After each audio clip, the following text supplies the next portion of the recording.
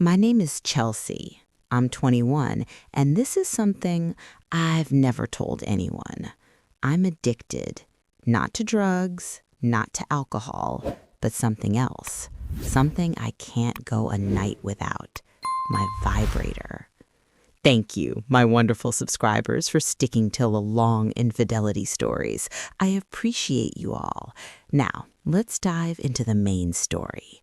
It started when I was 18, curious, lonely, and quietly craving something I didn't even understand.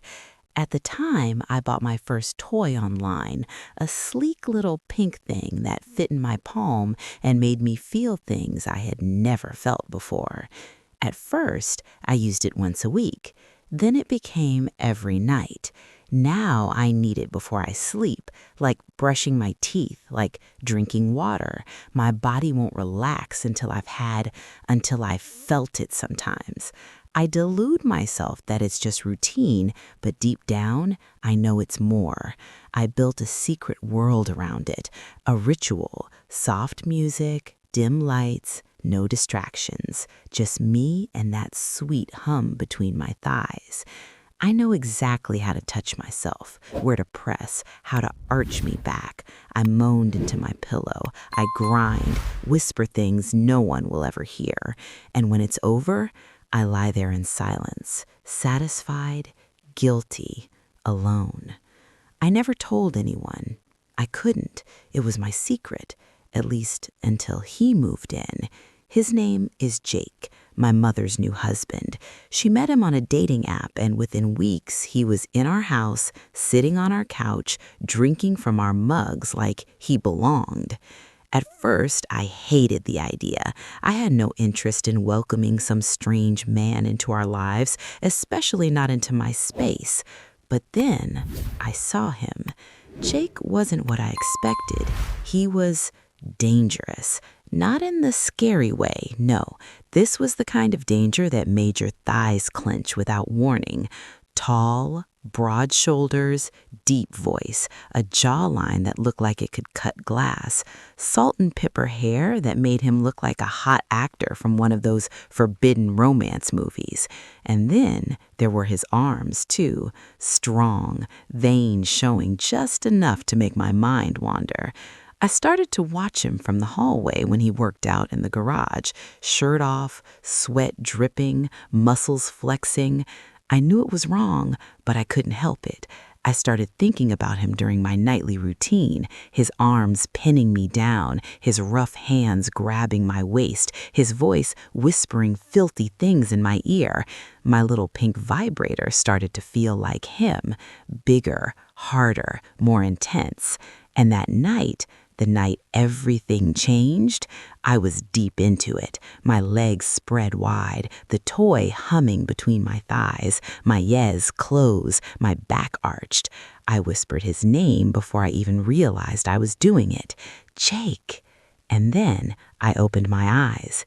He was there, standing in my doorway, watching. And the worst part? I didn't stop. The air in the room felt thick, charged with something I hadn't expected, desire. Jake stood there, his hand gripping the doorframe as if was trying to hold himself back. His eyes never left me, not even for a second, and I didn't look away either. Maybe I should have. Maybe I should have turned my back, acted like it was all a mistake, but I didn't. I couldn't. My body betrayed me as I kept moving the vibrator, the hum sending shockwaves through me. I could feel my pulse racing in my throat, my chest rising and falling, but it was his eyes, those deep gray eyes that stole the breath from my lungs.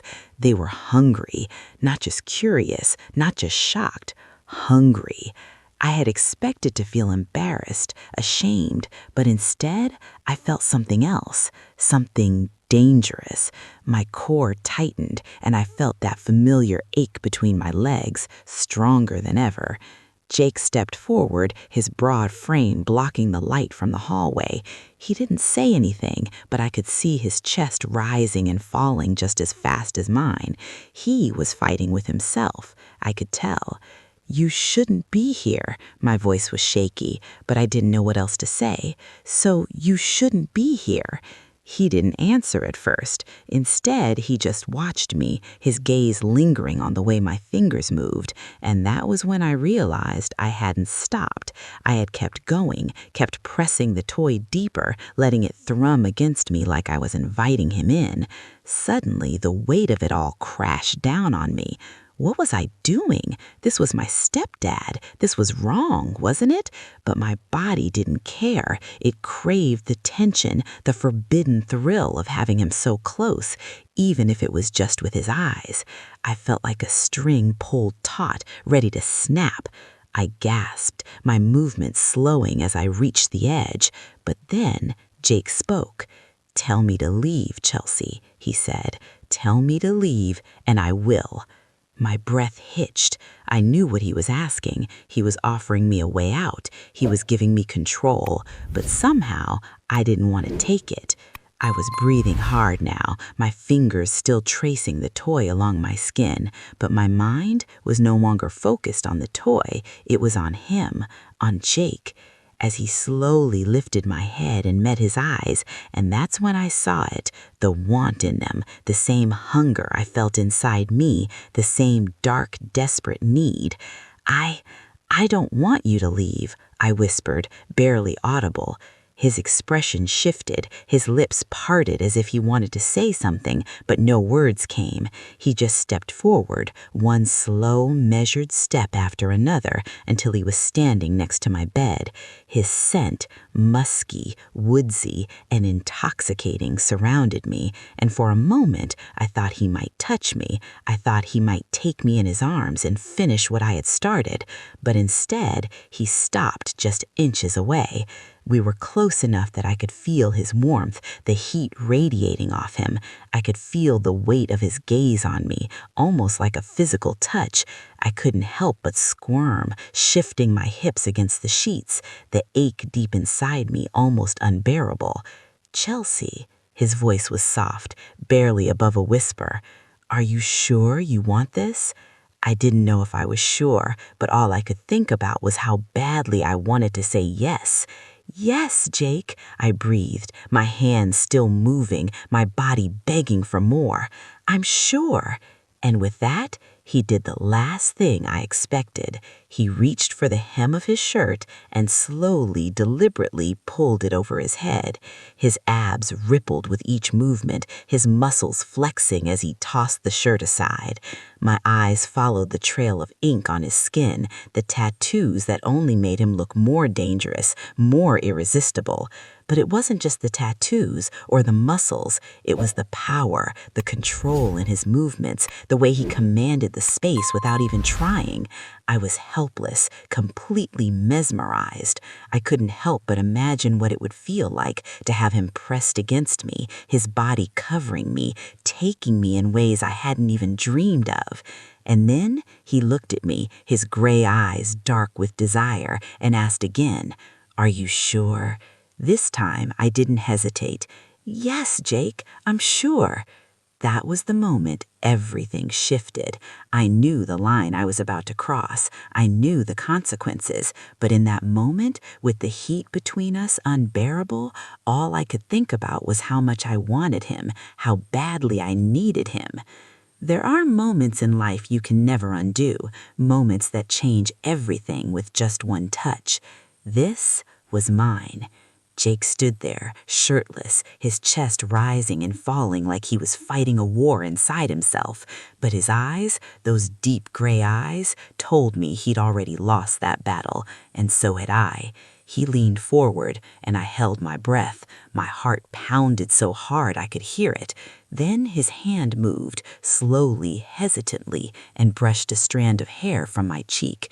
His fingers lingered, moments too long, and I felt a shiver run down my spine. My skin craved more. I wanted him to take me, to claim me, but he was being slow, like he wanted me to feel every second of what was happening, like he wanted to tease me with what I'd been begging for in my mind for weeks. "Jake," I whispered, my voice barely audible, "touch me." He didn't answer with words. Instead, he sat on the edge of the bed, his eyes never leaving me. His hand moved gently down my thigh, tracing my skin like he was learning every inch of me. I bit my lip, arching into his touch, desperate for more. When his fingers finally reached the waistband of my panties, he paused. "If you want me to stop, now's the time." But stopping was the last thing I wanted. "Don't stop," I said, "please." And just like that, he pulled the fabric down, his eyes fixed on my body. I felt naked under his gaze, not just physically, but completely exposed, like he could see every thought, every need, every dark secret I'd kept buried. His fingers brushed over my sensitive skin, and I gasped, my legs trembling beneath his touch. He leaned in, his lips brushing my ear. "You've been dreaming about this, haven't you?" he whispered. "Yes," I